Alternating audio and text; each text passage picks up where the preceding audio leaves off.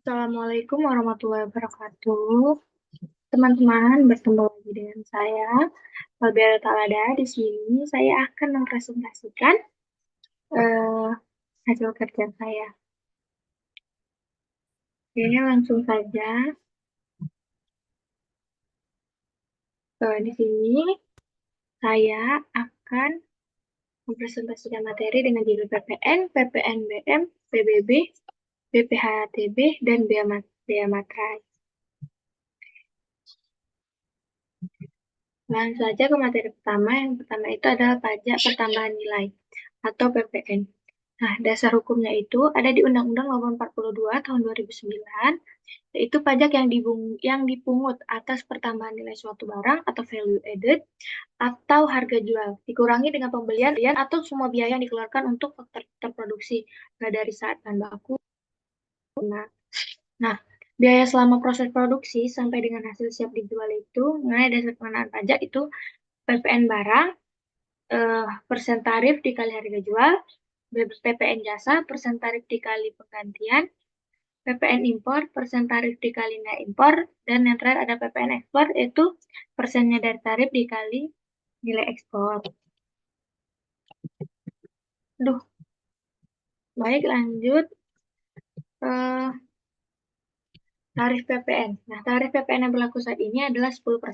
Namun, berdasarkan pertimbangan perkembangan ekonomi dan atau peningkatan dana untuk pembangunan dengan peraturan pemerintah, tarif PPN dapat diubah berkisar 5-15% dengan tetap memakai tarif tunggal. Khusus untuk ekspor akan dikenakan 0%.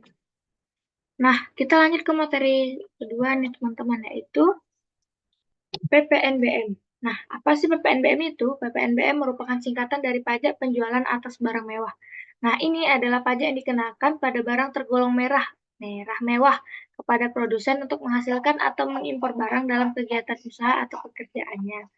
PPNBM memiliki dasar hukum yang sama dengan PPN, yaitu Undang-Undang Nomor 42 Tahun 2009, yang sudah diganti atau dicabut dengan Undang-Undang Nomor 7 Tahun 2021 tentang Harmonisasi Perpajakan atau UU HPP. Nah, objek pajak yang dikenakan PPNBM setidaknya memiliki karakteristik berikut nih teman-teman. Pertama, objek pajak bukan merupakan barang-barang kebutuhan pokok. Objek pajak umumnya hanya dikonsumsi oleh orang-orang yang memiliki penghasilan tinggi. Objek pajak hanya dikonsumsi oleh orang-orang atau masyarakat tertentu. Objek pajak dikonsumsi demi status atau untuk menunjukkan status sosialnya. Nah, maka barang-barang yang memiliki kriteria atau karakteristik seperti daftar di atas dapat digolongkan sebagai barang mewah, sehingga penjualannya harus dikenakan PPNBM. Nah, PPNBM tidak dikenakan pada objek pajak yang dibeli untuk keperluan negara. Kira-kira teman tahu nggak sih apa itu? Apa-apa aja contohnya? Mungkin seperti brand Gucci, Chanel, YSL, seperti itu teman-teman ya. Oke lanjut, tarif PPNBM.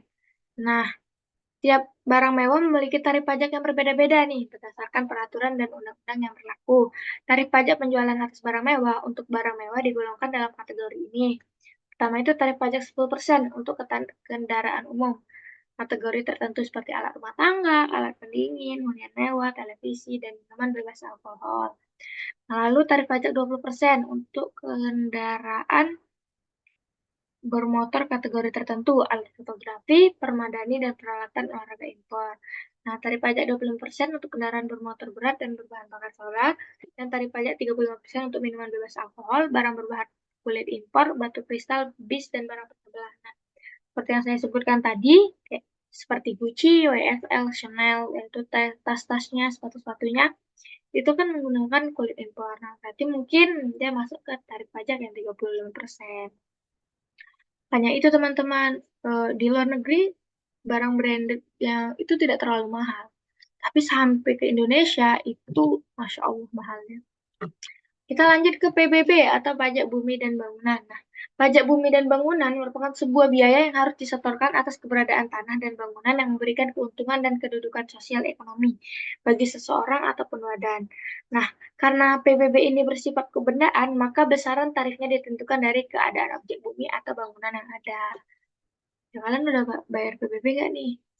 Nah, cara menghitungnya itu, PBB sama dengan tarif 0,5% dikali nilai jual kena pajak atau NJKP. Nah, rumus NJKP-nya itu 40% dikali nilai jual objek pajak atau NJOP dikurang NJOP-TKP. Nah, itu 40% apabila lebih dari 1 juta, 20% apabila kurang dari nilai tersebut. Nah, NJOP-TKP itu sama dengan 12 juta, atau dengan kata lain nilai PBB sama dengan 0,5% dikali 40% dikali NJKP. Oke, baik teman-teman, kita lanjut ke materi selanjutnya, itu BPHTB. Nah, BPHTB itu adalah pungutan pajak atas perolehan hak atas tanah atau harta bangunan. Hal ini sebagaimana diatur dalam Pasar Langka 43 Undang-Undang Nomor 28 Tahun 2009 tentang Pajak Daerah dan Retribusi Daerah atau PDRD.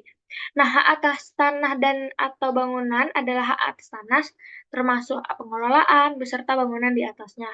Nah, artinya ini yang menjadi objek BPHTB itu perolehan atas penjualan dan tanah maupun bangunan. Itu teman-teman.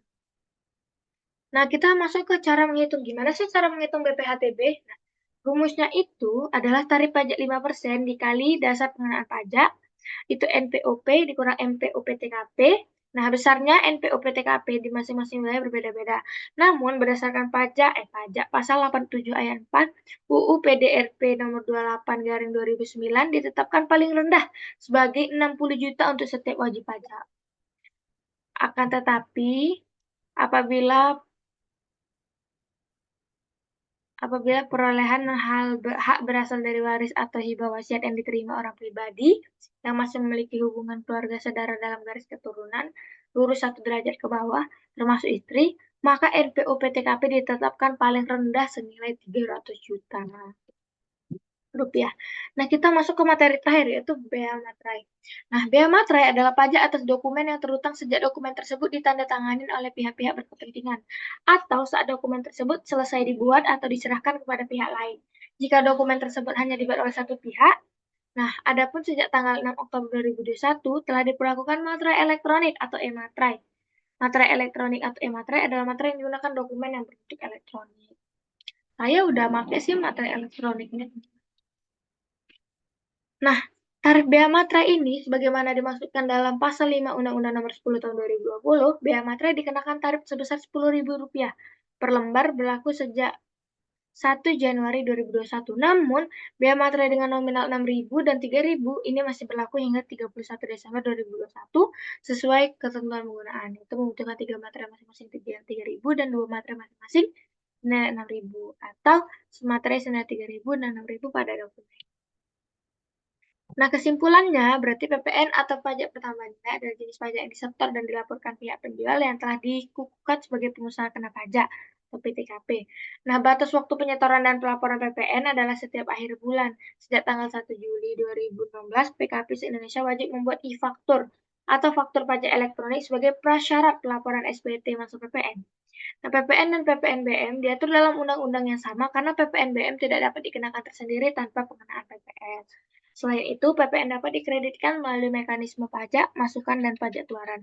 Sementara PPNBM tidak dapat dikreditkan dengan PPN maupun pajak penjualan atas barang mewah lainnya. Nah, segitu aja tuh teman-teman materi dari saya. Jika teman-teman ada pertanyaan, silakan teman-teman tulis di kolom komentar di bawah ini. Jika saya ada salah perkataan dan sikap, saya mohon maaf. Saya akhiri. Wassalamualaikum warahmatullahi wabarakatuh. Dadah.